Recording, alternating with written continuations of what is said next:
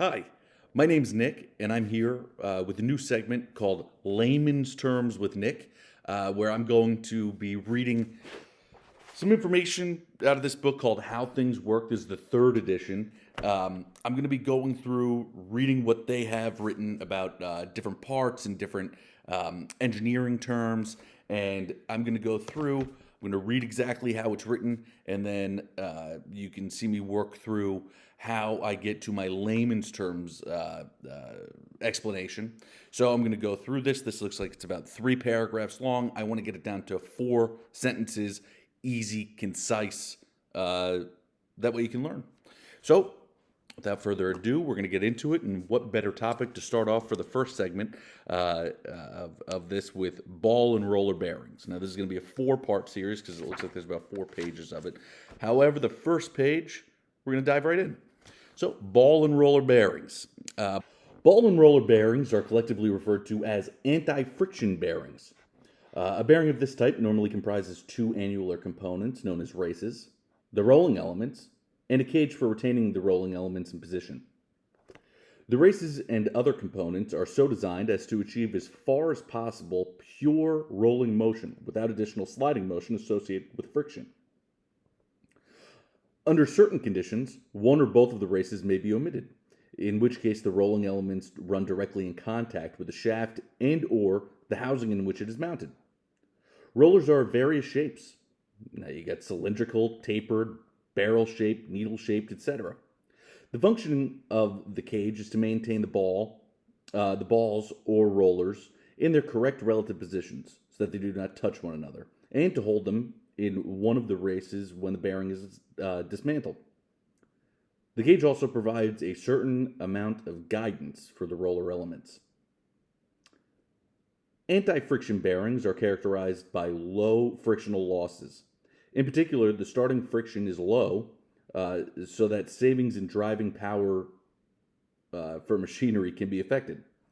Other features of these bearings are long service life, low lubricant consumption, hardly any wear, possibility of rapid fittings and dismantlings, high degree of interchangeability, and so on. Anti-friction bearings are normally supplied as units ready for installing. For commercially available types of bearings, the external dimensions and the tolerances are internationally standardized. The internal dimensions are not standardized, though as a rule there are no significant differences between the bearing of a certain class and the quality supplied by different manufacturers. Now, most anti-friction bearings have a cylindrical bore, but in some cases a tapered bore is provided to enable the bearing to be fitted directly onto a tapered shaft. Types of bearing. Differences in the functions and requirements to be fulfilled have led to the development of different kinds of anti-friction bearings. The basic distinction, according to the shape of the rolling elements, is between ball bearings and roller bearings. Another important distinction is between radial bearings and thrust bearings. Certain types of bearings can resist radial as well as axial loading. A single thrust bearing resists thrust in one direction only. A double thrust bearing resists thrust in both directions. To obtain greater mechanical strength without increasing the external diameter, double row bearings instead of single row bearings are used. A double row bearing has 2 rows of balls or rollers side by side. So-called self-aligning bearings allow a certain amount of angular movement between the shaft and housing, thus correcting any misalignment or deflection of the shaft. Jesus, that was a lot of words, and I don't read very well. All right, now let's see what layman's terms Nick has to say about this. Now, in 4 sentences or less, we're going to see what we can do. Now, jumping right into it. Ball and roller bearings, or anti-friction bearings, typically comprise of 2 ring-shaped grooves known as races, balls or rollers that ride on these races, and a retainer known as a cage that keep the balls and rollers in place and from falling out. There are many different types of ball and roller bearings, giving the requirements needed.